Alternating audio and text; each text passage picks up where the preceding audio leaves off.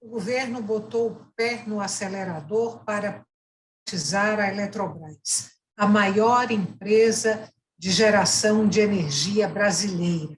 A oferta pública para a venda de ações da companhia foi lançada no último dia 27. No próximo dia 9, começa a coleta de intenções de investimento, quando o preço por ação será definido. Por que privatizar e por que a pressa? A Opinião Pernambuco também entra no debate sobre a privatização da Eletrobras. O entrevistado de hoje do nosso programa é Marco Antônio Rocha, pesquisador do Núcleo de Economia Industrial e da Tecnologia da Universidade Estadual de Campinas. Professor, muito obrigada pela sua participação hoje aqui no Opinião Pernambuco. Vou trazer para o senhor alguns pontos aqui desse processo de privatização, para o senhor comentar, mas eu queria começar pelo fato de que é a primeira grande estatal que entra em processo de privatização no governo Bolsonaro. Não é um consenso, mas há um entendimento de que esse processo de privatização foi meio que feito a toque de caixa. Eu vou pedir para o senhor comentar, contextualizar aí esse processo de privatização, por favor. Bem, primeiro, saudação aí a todo mundo que está com a gente. Muito obrigado aí pelo convite. Eu acho que é sempre importante a gente fazer a discussão sobre um tema que é muito importante assim, para a economia brasileira, né, para os consumidores de energia, né, tanto empresarial quanto energia doméstica. Isso vai ter impactos muito significativos nas contas de energia. E é importante a gente fazer a discussão justamente que não está sendo feita, ou pelo menos parece que não está sendo feita. Como você comentou, eu acho que o consenso que existe, independente da visão e da perspectiva que possa se ter sobre os impactos da privatização, é que esse processo está sendo feito de forma muito rápida e de forma muito atabalhoada. E o que os processos de privatização, sobretudo os que deram errado, para a gente ensinam, é que a reversão deles a reversão desse processo de privatização, quando ele dá errado, é um processo traumático e caro. Então, que toda privatização deve ser feita de forma estudada, pensada e avaliada em relação a todos os impactos, né, em termos da receita da própria empresa, mas também em termos dos ganhos de bem-estar que possa se gerar para a população, né, o que está longe do que está sendo feito nesse momento com a Eletrobras. O que explica, né, pelo menos na minha opinião, essa privatização sendo feita de forma tão rápida? Sobretudo, o cumprimento de uma certa promessa de campanha, né, que era levar adiante esses processos de privatização das grandes empresas estatais que sobraram, os processos de privatização dos anos 90, e isso se tornou uma questão fundamental no governo no final de campanha. Então, como eu estou tentando resumir, é bem complicado, né, o que está acontecendo, porque tem motivações políticas bem evidentes e é um assunto bem complicado, com impactos com uma importância imensa em relação ao que pode acontecer com o próprio impacto da conta de luz, que já tem sido um problema bem significativo, né, durante esses últimos anos. Então, isso pode se agravar aí por conta do que pode acontecer no mercado de energia. Antes da gente chegar aí nesse ponto, que é consensual, de que as contas de energia elétrica, sim, ficaram mais caras com a privatização, mas antes disso, eu quero trazer para o senhor uns outros pontos. Por exemplo, o Congresso deu aval para a privatização da Eletrobras em junho do ano passado e empurrou aí no projeto o que está sendo chamado de alguns jabutis. Eu vou pedir para o senhor comentar esse ponto e vou pedir para o senhor comentar também um outro ponto que aparece na aprovação do projeto de privatização já no TCU. O TCU aprovou a privatização da Eletrobras por um placar de 7-1. Isso foi no dia 18 passado. O único voto contra a privatização foi do ministro Vital do Rego, alegando que o governo tinha subavaliado a Eletrobras, né? O preço da Eletrobras tinha sido jogado para baixo. Eu vou pedir, então, para o senhor comentar esses dois pontos. Os jabutis, que vieram ali com aprovação no Congresso, e esse ponto que foi levantado pelo ministro Vital do Rego, que é a subavaliação da Eletrobras. Olha, o jabutis, vou começando pela história do jabutis, tentando traduzir um pouco o que é isso, né? Isso são, vamos dizer assim, cláusulas ou pontos que na lei de privatização da Eletrobras, que faz com que a Eletrobras assuma alguns custos nos próximos anos referentes à criação de termoelétricas, de União de Tucuruí e outros investimentos que têm que ser feitos aí até, acho que 2030, se não me engano. Isso deve implicar em um custo de cerca de 98 bi para a empresa, que, enquanto uma empresa privada no momento posterior, obviamente vai repassar isso quase que integralmente para o consumidor, em um mercado muito concentrado. Né? O aporte, 50% dele vai para a conta de desenvolvimento energético, o que vai ser debitado em relação ao aumento de custo da conta de energia por conta desses valores. O que acontece? O valor previsto de mercado, como você comentou, que está sendo questionado, pelo menos foi aquilo que foi questionado pelo voto contrário ao TCU, né, aponta para um valor de mercado muito baixo. Né, em termos comparativos internacionais, o que a Eletrobras tem de capacidade de geração em comparação a outras empresas em termos de valor de mercado, calcula-se aí que foi algo em torno de 4 vezes a subvariação de mercado da Eletrobras. Né? Para além do dano ao erário público que isso causa, isso também significa um ressarcimento à conta de desenvolvimento energético muito baixo, algo em torno aí de 30 e poucos bi, né? 50% do valor que deve ser, né, capitalizado na empresa por conta das ofertas públicas, e isso vai significar o que vai ser aplicado em termos de redução da conta de energia. Ou seja, a empresa vai assumir um custo de cerca de 98 bi e vai ter um aporte para barateamento da conta de energia de cerca de 30 bi, o que dá para perceber o quanto é pouco em termos do impacto que esses jabutis terão frente ao valor de mercado da empresa, e o impacto disso vai ser repassado para a conta de energia. Então, a expectativa é que a conta tenha talvez um certo barateamento no primeiro momento, né, no curto prazo, que vai ser seguido de um inevitável aumento no custo da energia nos próximos anos. Né? Mas isso é um primeiro problema. O segundo problema não está só no jabutis, está também no fim do regime de descotização das empresas que vendem energia mais barata. Né? Essas empresas passarão a vender a valor de mercado, e isso também vai ter um impacto significativo, algo em torno de mais 2% ou 3% no custo da energia já para 2023. Ficando ainda no jabutis, eu tenho duas perguntas para o senhor. Se esses jabutis, que são as termoelétricas, né, se impõem riscos ambientais e se são uma espécie de boicote à transição energética brasileira, quer dizer, se seguram a gente numa matriz de energia suja, boicotando energia eólica, solar e por aí vai. Eu acho que assim, o grande boicote à transição energética no Brasil é a própria privatização da Eletrobras, começo assim de conversa, né? Por conta assim de você estar perdendo a chance de fazer um uso estratégico de uma empresa integrada de energia, né? E o caso se agrava em termos, se você começa a discutir também a privatização da Petrobras, que é a nossa outra grande energética, outra grande empresa energética, num momento onde o mundo inteiro está usando essas empresas justamente para a promoção da pesquisa, do desenvolvimento de novas tecnologias, né, pela lei que regulamenta a Eletrobras, coisa que a Eletrobras faz com certo empenho. Então, esse é um primeiro ponto bem complicado. Né? Assim, a própria privatização ela retira um elemento estratégico para a gente pensar nessa nossa transição energética.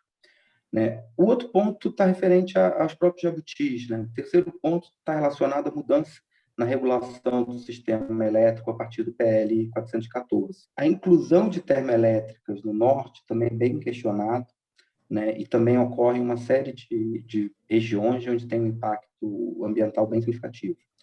E a mudança, né, que o PL 414 deve causar, né, quer dizer, a tentativa de migrar todos os agentes para o mercado livre, inevitavelmente vai levar a uma pressão de aumento da oferta de energia hidráulica no Brasil. O que também tem que ser feito de forma bem estudada, porque também é bem questionado o potencial de energia hidráulica que a gente ainda tem, por conta justamente do impacto ambiental. A gente já viu isso em Belo Monte, né, que terão futuramente as empresas no Rio Negro, Tapajós, etc. Então, esse conjunto de mudanças que envolvem, né, a privatização da Eletrobras, né, a mudança no PL, a própria privatização da Eletrobras, tem impactos ambientais seríssimos e que não são previstos em termos de como é que a gente vai pensar uma estratégia para lidar com isso. Professor, a gente vai fazer um intervalo agora, bem curtinho, volta daqui a pouco para continuar essa conversa. Você que está em casa, não saia daí. O tema de hoje do Opinião Pernambuco é a privatização da Eletrobras. Um assunto que pode não parecer, mas tem tudo a ver com a sua vida e com o seu bolso. Até já.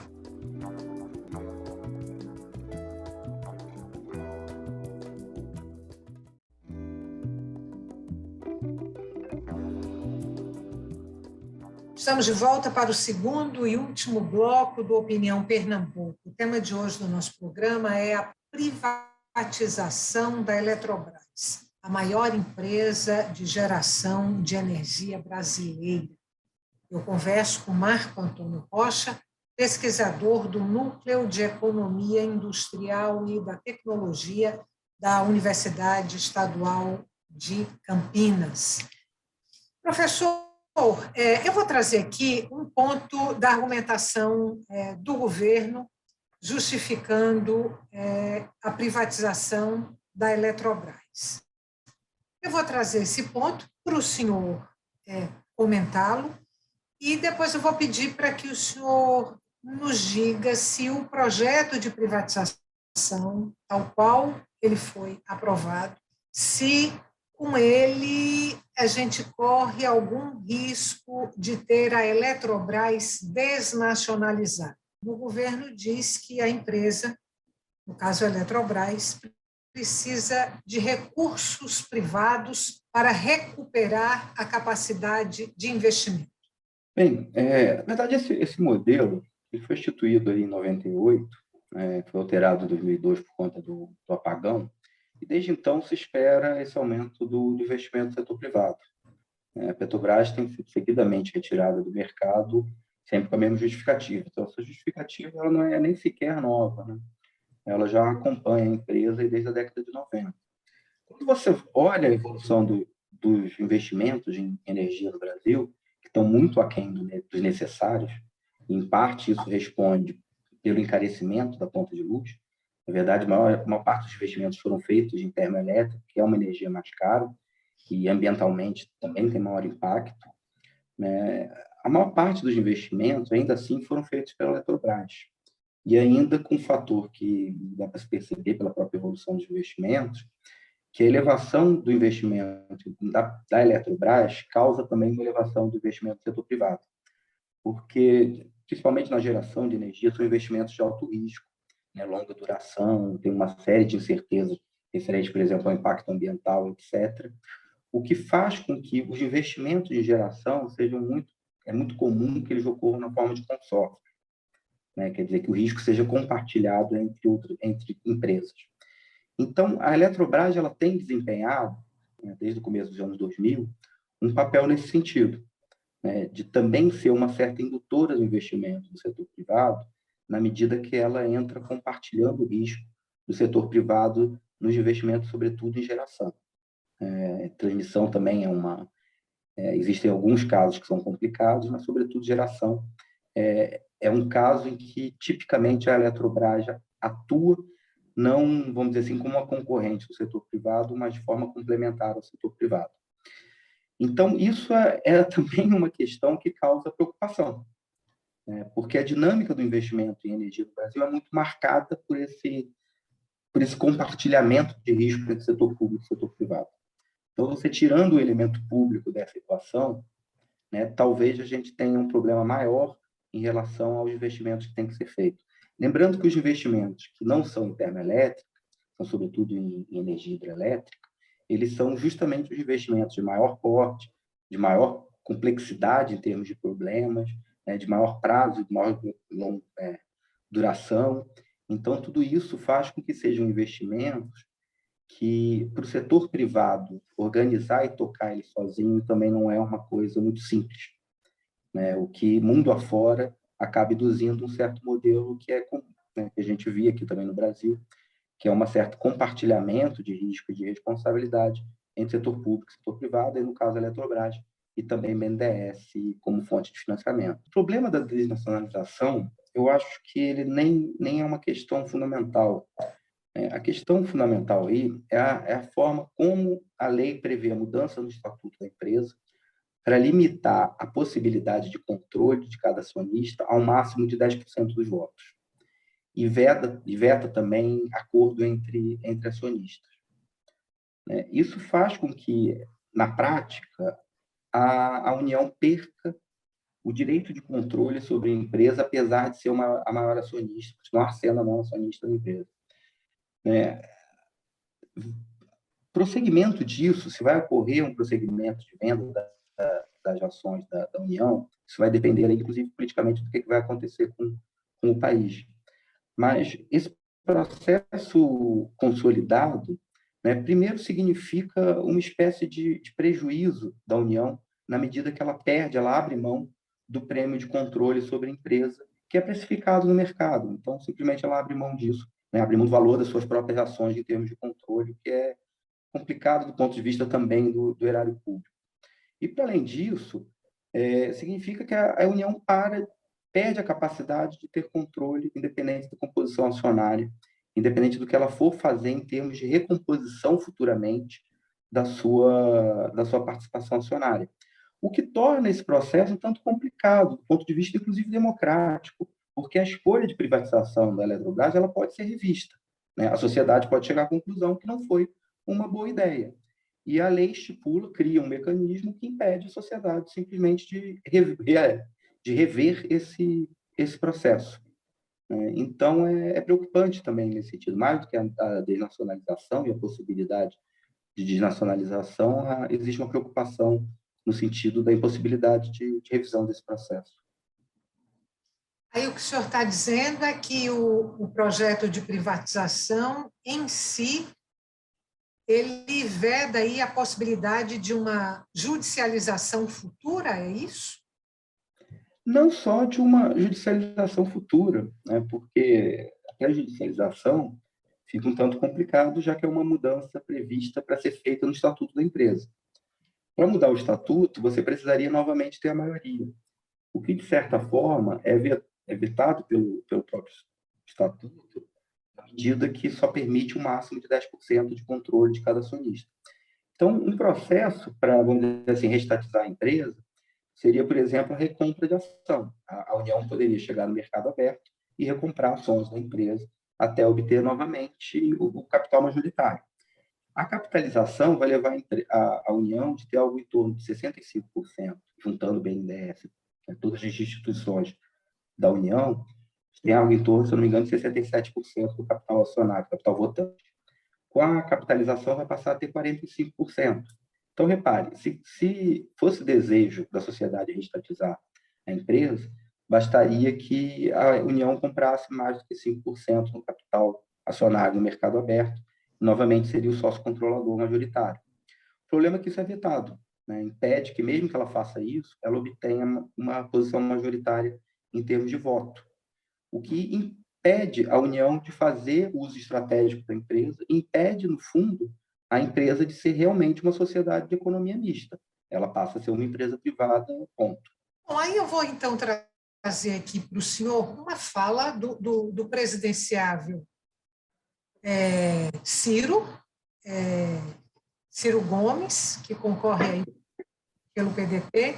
Ele deu uma declaração para o Correio Brasiliense, agora há 2 dias, salvo engano, em que ele diz o seguinte, abre aspas, Se a Eletrobras for privatizada, tomo de volta. Pagarei as devidas indenizações, fecha aspas. Contrapondo essa fala de Ciro Gomes ao que o senhor acaba de falar, me parece que não é simplesmente pegar de volta, porque existem amarras aí que fazem com que a União não tenha mais o papel controlador que ela tem hoje na Eletrobras. Exatamente. Toda a lei, na verdade, ela foi prevista justamente para inviabilizar a volta desse processo, né? Ou obrigar uma judicialização em alta escala, né? Por exemplo, uma encampação pública da empresa, alguma coisa que tem que ser feito sob o braço político mesmo, né, do poder de Estado, né? As saídas jurídicas e a possibilidade mais simples, que seria a possibilidade de mercado, né, a União recomprar as ações, seria até uma questão, né, simples do ponto de vista político. Isso tudo está vetado ou, vamos dizer assim, não produz nenhum efeito do ponto de vista do que determina o estatuto da empresa.